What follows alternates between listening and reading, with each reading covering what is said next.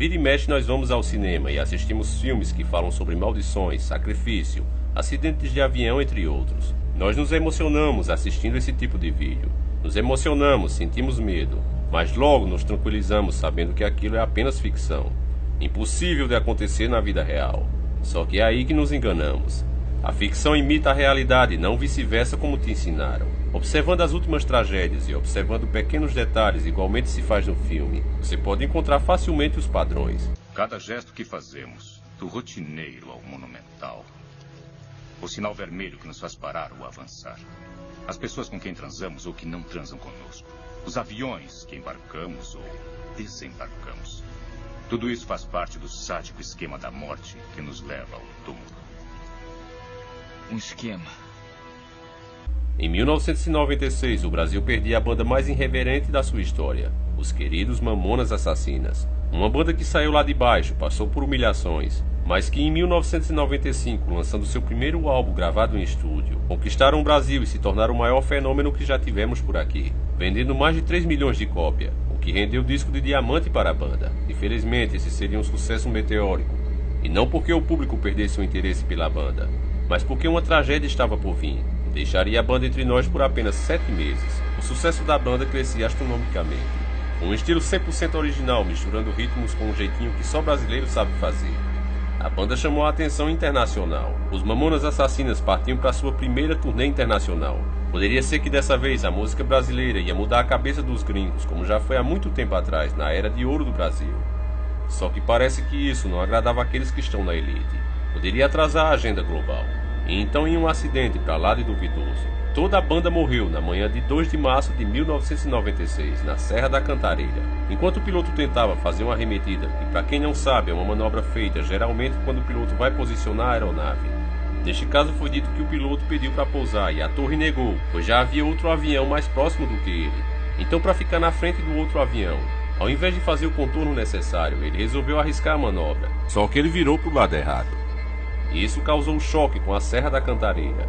Esse era o fim da banda mais irreverente do Brasil e que nunca mais iria se tornar internacional. Agora escute quando um fato curioso é que essa tragédia envolveu muito misticismo. Inclusive sonhos revelavam o que iria acontecer. E de tão intensos que foram, veja nessa entrevista do Júlio, onde ele mesmo fora do tema, ele sente a necessidade de dizer, deixando claro a existência do sobrenatural. Fala sobre o Portugal, né, meu? Você tem que falar. Vamos lá ver como é que é, essas mulheres têm bigode mesmo.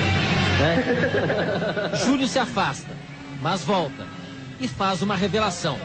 A última, 12 horas antes de morrer. Essa noite eu sonhei com um negócio assim, parecia que o avião caía, não sei. Ouça de novo, em 5 segundos, a última previsão de Júlio.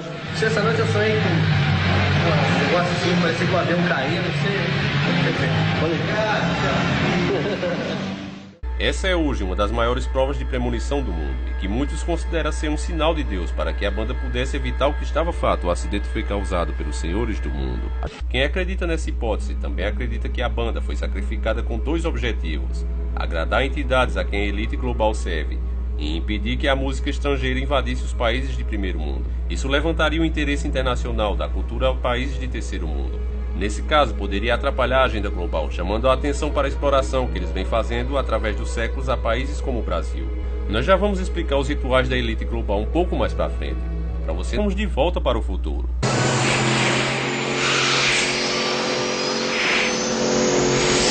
Nós estamos de volta ao nosso ano, mais precisamente em 29/11/2016. Nessa madrugada, o avião da Chapecoense, time que ao contrário de outros pequenos que tiveram a mesma chance que ele, que chegaram a despontar, mas depois caíram inexplicavelmente.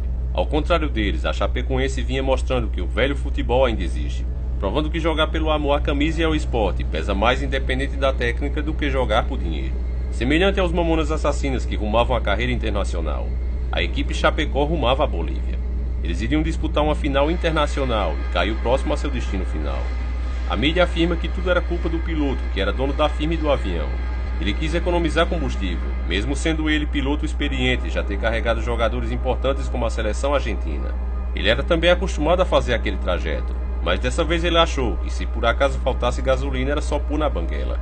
Enfim, exatamente 20 anos depois do primeiro sacrifício com os Mamonas, 10 anos depois do bonde da Gol, que levou 154 cidadãos brasileiros, era a hora de fechar a trindade satânica de sacrifício. 2016, o último 6, da mesma forma dos Mamonas e o Boeing da Gol, só que este com menor repercussão. Parentes e amigos e as próprias vítimas, dias antes dos acontecimentos, tiveram sinais do que estavam para acontecer. Teve até vidente falando isso publicamente dias antes do acontecimento, um forte sinal da presença do sobrenatural, confirmando nossas teorias, do medo da vida. Mas na verdade é eles que têm medo de Deus, medo de estarem vivendo contra as ordens do Criador, sabendo que um dia vão prestar conta a Ele. Eles têm medo de ficarem diante do julgamento, e como crianças negam o óbvio a todo custo, e essa é que é a grande verdade. Agora vamos finalmente à parte mais interessante deste vídeo. Uma das coisas que todos esses acidentes têm em comum é que a culpa dada pelas autoridades caiu em cima dos pilotos. Isso poderia ser até verdade, mas é impossível não perceber que é muito fácil pôr a culpa em quem morreu, em quem não está mais aqui para se defender. Ainda mais em um país onde já temos essa cultura ensinada que o cara que morreu é que fez alguma coisa para morrer. Quantos de nós já tivemos parentes e amigos ou conhecidos assassinados, e logo vem alguma pessoa conhecida perguntando: mas ele fazia alguma coisa de errado? Ele andava aprontando por aí? Como se alguma coisa justificasse uma pessoa tirar a vida da outra. Mas é isso que nos foi ensinado desde a nossa infância, principalmente pela mídia. Você sempre assistiu séries onde o mocinho está sempre certo. O vilão se declara mal voluntariamente para justificar que o herói desça o sarrafo nele. E você aí vai ficar aplaudindo e reagir da mesma maneira quando acontecer algo semelhante com você. Isso também causa um paradoxo, porque se o vilão sabe que ele faz mal, é porque ele sabe o que é o bem. E se ele admite que é mal, é porque ele fala a verdade e tem consciência do que faz. Então, sendo dessa maneira, como é que ele pode ainda ser do mal? No caso dos pilotos, é muito estranho que as pessoas acreditem sem questionar as autoridades e aceitarem pôr a culpa nos pilotos que também perderam suas vidas, pais de família que foram treinados e estavam habilitados a conduzirem um avião. O povo aceita que a culpa é toda deles. É no mínimo estranho que um avião, nossa máxima tecnologia, um veículo tão caro, fique nas mãos do piloto à mercê de tudo que ele queira fazer. Porventura, o piloto fica responsável por tudo que vem acontecer com essa aeronave, inclusive quando se desvia da sua rota ou deixa de abastecer. Por outro lado, um exemplo aqui por terra. Nós temos ônibus, veículos muito mais baratos e de menos responsabilidade. Esses não vivem parando por aí por falta de combustível, nem tampouco mudam suas rotas repetitivas durante o dia. Parece que as empresas de ônibus, mesmo sem contar com computadores de bordo, pilotos automáticos e os mais sensíveis radares do mundo, conseguem ser muito mais eficientes e apesar dos trânsitos e as péssimas ruas que nós temos, eles são mais eficientes do que as empresas de avião. E olha que nossas linhas de ônibus não são das melhores. Você acredita mesmo que um avião pode cair por culpa unicamente de uma pessoa, nesse caso o piloto? Pare bem para pensar nisso, meu amigo, e logo você vai começar a perceber a verdade por trás dos fatos que te apresentam como verdade. Você vai ver com seus olhos que não são tão verdades como você achava. Os senhores do mundo, a quem nós achamos que estão por trás dessas tragédias, se reúnem todos os anos e sacrificam crianças em macabros rituais. Alex Jones foi o primeiro a conseguir imagens que provam isso. Confira comigo agora.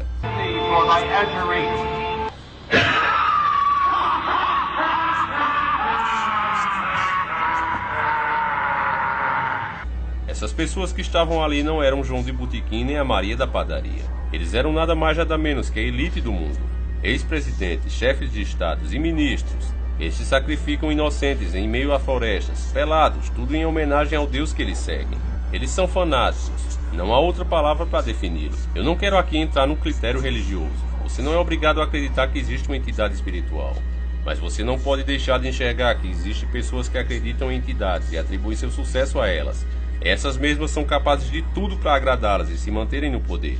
Nesse caso, como a crença satanista manda, é necessário certo esforço do devoto para que esses demônios possam conseguir realizar as bênçãos na vida dessas pessoas. O único Deus que não pede nada em troca é o Deus cristão, mas as demais crenças que estão por aí exigem mais e mais dependendo do que você queira atingir. E escute isso de quem já esteve lá de dentro. Satanicamente inspirados, a pornografia infantil, o abuso nos rituais, mutilações de animais, assassinatos para sacrifícios humanos, canibalismo, estupro, sodomia, destruição de túmulos e igrejas são somente algumas das consequências. O inglês Alice Crowley, líder e inspiração no reavivamento do satanismo de hoje, era bissexual, viciado em heroína e estudioso de demônios, e era violentamente contrário ao cristianismo. Em seu livro Mágica, ele detalha o procedimento correto para realizar o sacrifício infantil. As poderosas influências de Crowley são vistas em grupos como OTO, Old Temple Orients, e o coronel Michael Aquino, com o Templo 7, uma prolongação da Igreja de Satanás. Em 1966, Anton LaVey fundou a primeira Igreja de Satanás em São Francisco, que, em certo ponto, atingiu 10 mil membros. LaVey ofereceu a Bíblia Satânica e Rituais Satânicos, 2 dos livros satânicos mais importantes. Surpreendentemente, quando a Bíblia Satânica foi primeiro publicada, vendeu mais que a Bíblia Sagrada, 2:1 em várias partes da América e 10:1 em algumas universidades. Ela ensina coisas que são totalmente opostas à bondade, à pureza e ao comportamento altruísta. Todas as religiões estão vindo ao satanismo. Nós estamos em meio a uma tomada de uma nova era satânica e a evidência está ao nosso redor. Basta olharmos para ela.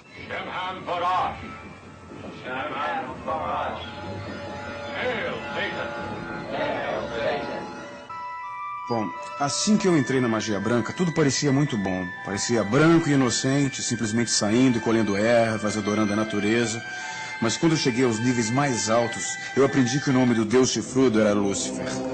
E também eu aprendi que o símbolo principal era um pentagrama invertido, o que era de princípio um símbolo de magia negra. A ponta alta da estrela invertida, com as 2 pontas para cima, simbolizando os chifres de Satanás. Eu comecei a perceber que as coisas aqui não eram bem como deveriam ser. De acordo com a minha Bíblia, bruxaria é bruxaria. Deus não vê diferença entre o preto, o branco, o cinza. A bruxaria te permite ou te ensina a depender de poderes sobrenaturais e espíritos para conseguir aquilo que você quer aqui na Terra. Então eu acredito que apesar de toda a bondade que a magia branca pensa que ela faz, sua fonte de poder é exatamente a mesma do satanismo. Aí você ouviu de quem já esteve lá, e não de mim. De acordo com o que foi dito até agora, nós já podemos analisar as datas das tragédias acontecidas. Em 96, 2006 e 2016. Sempre uma diferença de 10 anos entre uma e outra. E por que isso? Eu posso lhe dar 10 anos. 10 longos e bons anos com ele. Querido, é o tempo de uma vida. 10 anos. Esse é o tempo que dura, segundo as crenças satanistas, a energia da alma sacrificada ao demônio. 10 anos é o que o poder do demônio ao qual você fortaleceu vai agir na sua vida. Depois disso você terá que repetir o sacrifício, e caso não faça, aí meu amigo prepare-se, porque tudo que você ganhou vai perder em dobro com a fúria da entidade maligna. Outro fato que podemos observar é a repetição do número 6. Veja bem, 1996 termina em 6, 2006 termina em 6 e 2016 também. Quem conhece a Bíblia, especialmente Apocalipse, sabe bem o que isso quer dizer, o número da besta. O seu número é 666. Eu não quero te assombrar, irmão, mas eu estou falando de mim, do que eu acho que aconteceu. Você não é obrigado a acreditar, mas eu acredito que esse último sacrifício da Chapecoense fechou a trindade satânica. Isso permitiu a entrada do anticristo no nosso mundo físico. São 3 6 a cada 10 anos, no período de 20 anos. O 3 representa a trindade satânica. Nós já ensinamos isso em nosso vídeo. Se você não viu, não deixe de assistir. Aprenda a noção de arrepiar a alma de quem está desperto. É impossível não sentir um calafrio. O sinal do que está por vir, que o maligno anda entre nós, ou pelo menos está muito perto de andar. Eu acredito que esses sinais não deixam dúvida que os adoradores de Satã conseguiram trazê-lo para o nosso mundo. Eu inclusive vou dar um conselho a você que está assistindo esse vídeo em sua casa. Se você pretende realizar alguma viagem que você sempre sonhou, se você quer dar um abraço a uma pessoa que você nunca mais viu, ou fazer as pazes com uma pessoa que você por acaso brigou, eu não sei o que você tem como meta, mas por favor, meu amigo, faça isso rápido, o mais rápido possível. Eu não acredito, meu irmão, que você tenha muito tempo. O nosso tempo é muito curto. Depois que a grande tribulação começar, aí, meu amigo, você não vai aproveitar mais nada desse mundo. Eu aconselho a você a ser feliz enquanto puder. Abrace seus pais, seus amigos, seja o melhor que você puder, porque essa vida está com os dias contados. E para você que não acredita no mundo espiritual, pode ter certeza que estes são os sinais de muitas coisas ruins que vão vir para o mundo, e principalmente para o nosso país. Para você não será a imagem do anticristo, será apenas um filho de um presidente, de alguém muito influente, se apoderando do mundo e fazendo um péssimo governo, provocando genocídio, sendo um novo Hitler. Para você será apenas isso, mas aqueles que estão despertos vão saber quem realmente é aquele homem. Não sintam desespero, não se afobem. Isso não vai acontecer amanhã ou mês que vem. Isso é uma coisa que vai acontecer nos próximos 10 anos se nós estivermos certos.